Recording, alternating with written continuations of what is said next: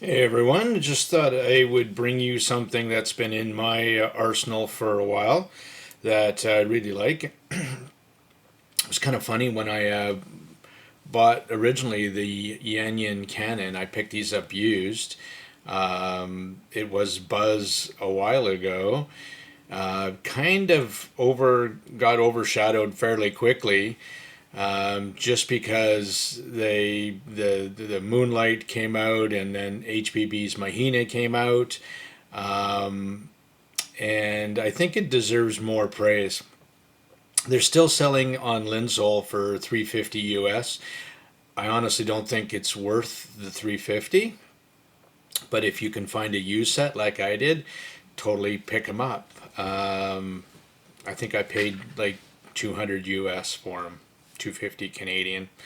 They're fabulous. It's not the most technical, detailed IEM that I have, and it doesn't have the most bass. That's my Zen's up. But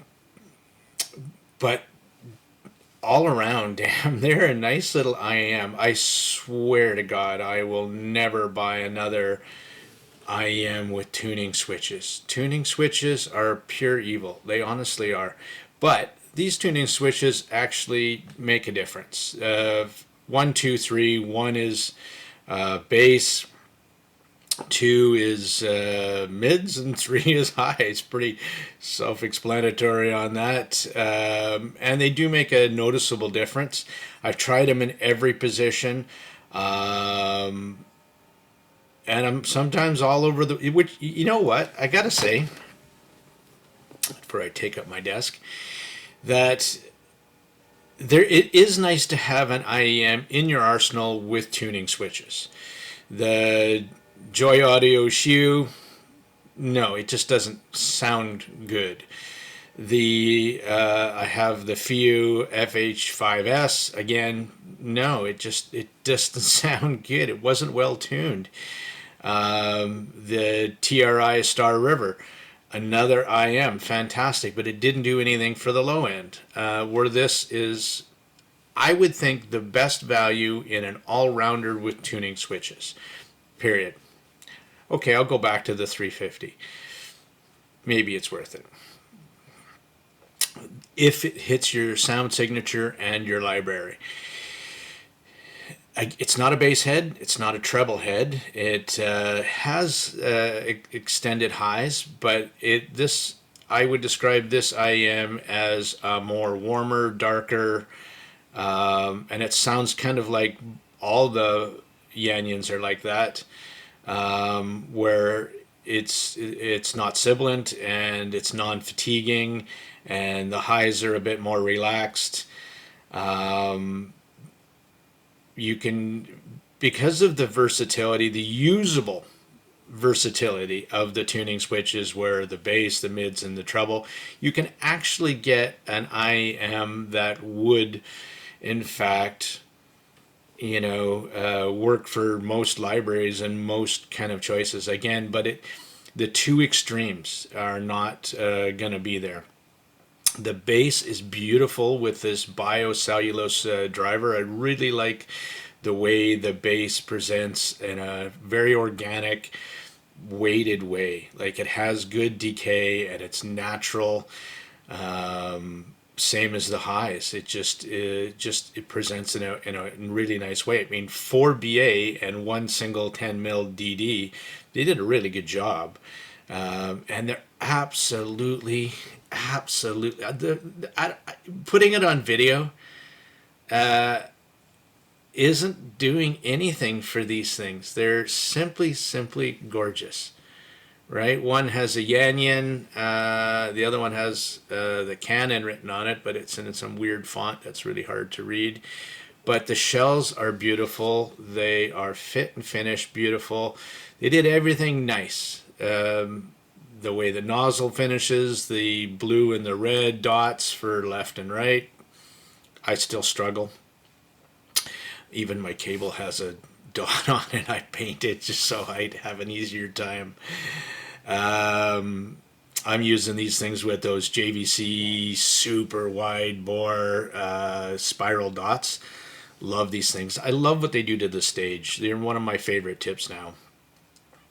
They're just crazy expensive in Canada. They're like $15 and $45 in shipping from Japan, so not cheap. So back to its overall signature, and I was just going through my 35 track playlist again, and I just, it's funny that you circle back to your favorite sets and you listen to it again. I've been enamored with that SimGut EA 500. It is my all-round favorite. It just throws me for a loop that this thing is under $100. It's just the Yanyin Canon is a very versatile, chill IEM. It's not gonna offend you in any way, anybody in any way. And just be aware that, and it works for, my playlist is so varied with Metallica, Tracy Chapman, Tragically Hip, got to get my Canadian content in there, Crystal Method, even those Chinese drums, Sting, Shaggy, piano, orchestra. They do it all well. So I don't like using the term all-rounder because I have no idea what your library is either. But they work for me, and I do pick them up, and I enjoy them quite a lot for what they do. The stage, again, is average or above average. It's not the wow factor that maybe the EA 500 or my EJ07Ms, sorry, are, and that's okay. But hey, I just wanted to bring this to you guys' attention. Yanyin Canon, versatile, smooth, lovely. If you can find a set and it's gonna work in your budget, I do recommend them. I think they're pretty terrific IM. I haven't had a chance to listen to the Mahina or the Moonlight, but I am sure I'd enjoy those too. I enjoy them all, but I do tend towards like the Zen's Up, bassy, a little bit warm, extended highs, excellent vocals. Sometimes I don't need a massive, wide depths 3D holographic stage. It's nice to have a variety of, and it does give you a terrific stage. It is an IM. It's there is an exceptions on the market that are wow factors for staging and 3D holographicness. But for most IMs, because we're sticking them in left and right, it's limited to what we're gonna get. That's the reality of things. So, just to conclude, I think they are worth a listen if you get a chance. And if you can pick up a used set, do so. It's just one that you'd have in your stable, and you'll like it. If in fact you're not looking for a treble head or a bass monster, and if you're just looking for something versatile, you can use those tuning switches to change on your mood. I do actually, and it's usable. So button one, the bass button, I don't use too often. I find it has a little bit too much bloat.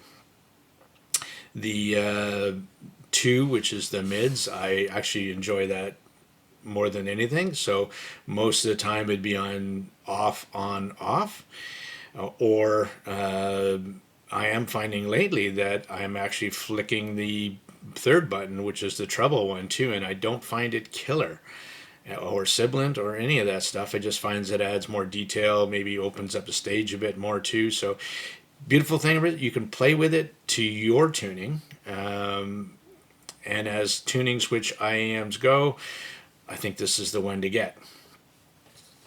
Thank you much, everyone, again. Much appreciated. Love you. Like and share. Peace.